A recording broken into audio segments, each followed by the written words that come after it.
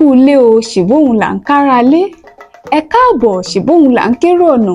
Ẹ mà tún káàbọ̀ sórí ètò wa tòní o.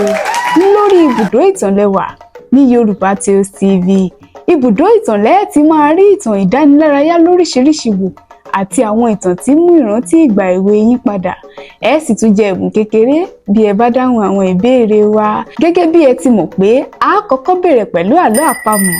Ẹni tó bá sì gba àwọn àlọ́ wa dáadáa, a fún ní ẹ̀bùn kékeré kan. Ẹ̀kíní, kò lọ́wọ́ kò lẹ́nu, ó ní kí n gbọ́mọ wá. Kí ni o? Ẹ̀kejì, ìyá rúgúdú bomi sínú, ó tún wẹ̀wù irin. Kí ni o? Ẹ jọ̀wọ́ ẹ bá wa fi àwọn ìdáhùn yín sínú comment section wa. Bí ẹ bá wà lórí ìdúró, ẹ bá wọn nǹkan fìdílé. Ẹ̀yin tẹ́ ẹ jókòó, ẹ bá ń jókòó dáadáa o. Mò ń lọ má lejò mi wá, mò ń bọ̀ náà. Ibùdó ìtàn lórí YorubatalesTv.